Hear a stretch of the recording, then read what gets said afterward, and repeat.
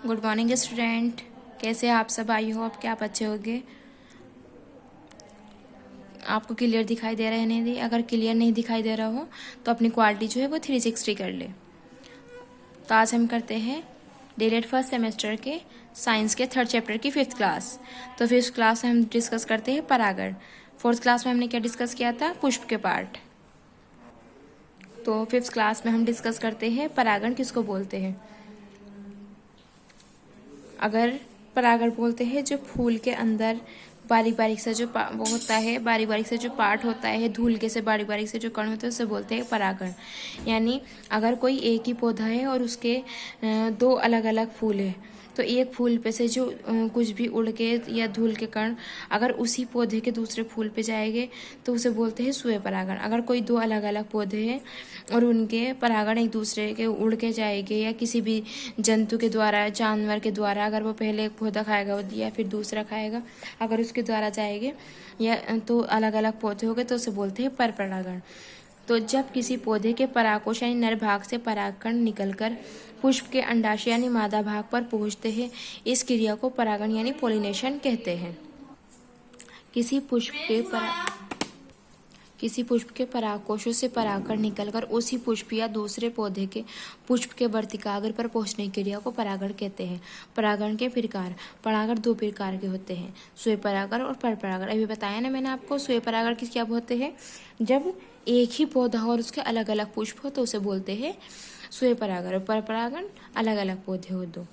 तो जब एक पुष्प के परागकण उसी पुष्प या उसी पौधे के अन्य पुष्प के, जब एक पुष्प के परागकण उसी पुष्प यानी एक ही पुष्प है, उसका अलग अलग पार्ट है, एक सीधा हाथ का, एक बाहिन, एक उल्टा हाथ का, तो अगर उधर उसके पुष्प उड़ के उसी पुष्प पे दूसरे पुष्प पे चल जाएंगे तो उसको बोलते हैं स्वयं परागण। या फिर उसी पौधे के कोई अन्य पुष्प के या उसी पौधे के अन्य पुष्प के वर्तिकाग्र पर पहुंचते हैं और अंकुरित हो जाते हैं, इसे स्वयं परागण कहते हैं। क्या कहते हैं? स्वयं परागण। ये किस किस में होती है वाली प्रक्रिया?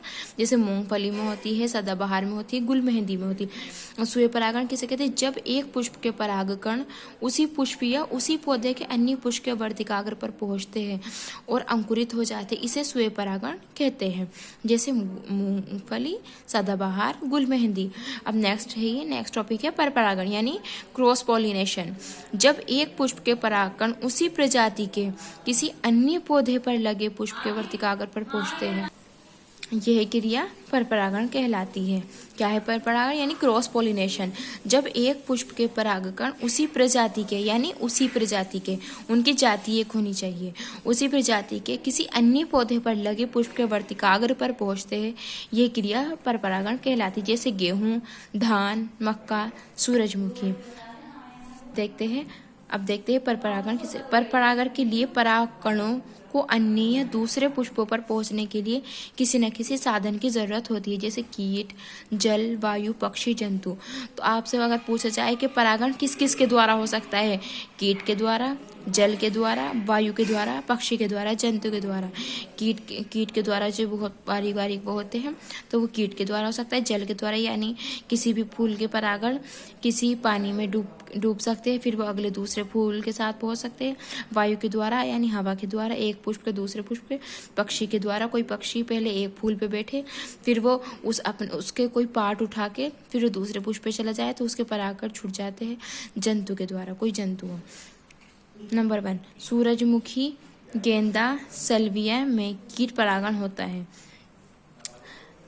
मक्का, धान, गेहूं और सभी प्रकार की घास में वायु परागण होता है। आम, बबूल, सैंबल में गिलहरी और चिड़ियों द्वारा परागण होता है। कदम और कचनार में चमगादड़ के द्वारा परागण होता है। आर्किड में घोंघों के द्वारा परागण होता है। इनको अच्छे से पढ़ लेना। सूरजमुखी, गेंदा, साल्विया में किसके द्वारा? कीट के द्वारा कीट परागण होता है। मक्का, धान, गेहूं और सभी प्रकार की घास में वायु परागण होता है। आम, बबूल, सैंबल में गिलहरी और चिड़ियों द्वारा परागण होता है। कदम और कचनार में चमगादड़ के द्वारा परागण होता है। आर्किड में घोंघों के द्वारा परागण होता है। तो आज की क्लास कैसी लगी कमेंट्स करके बताएं कमेंट्स बॉक्स में, और लाइक करें, शेयर करें। जो भी बच्चे डीएलएड फर्स्ट सेमेस्टर में पढ़ना चाहते हैं और आपकी क्लासेस में हैं, उन्हीं सारे बच्चों को ये क्लास शेयर करें। और क्लास अगर समझ में आए और अच्छी लगे तो चैनल को सब्सक्राइब कर लेना। इसी तरह की और क्लासेस इसी चैनल पे मिलेगी और सभी सब्जेक्ट की मिलेगी। बहुत से बच्चों का मैसेज आ रहा है कि मैथ पढ़ाने के लिए, अभी मैं आगे मैथ भी पढ़ाऊँगी। Okay, thanks.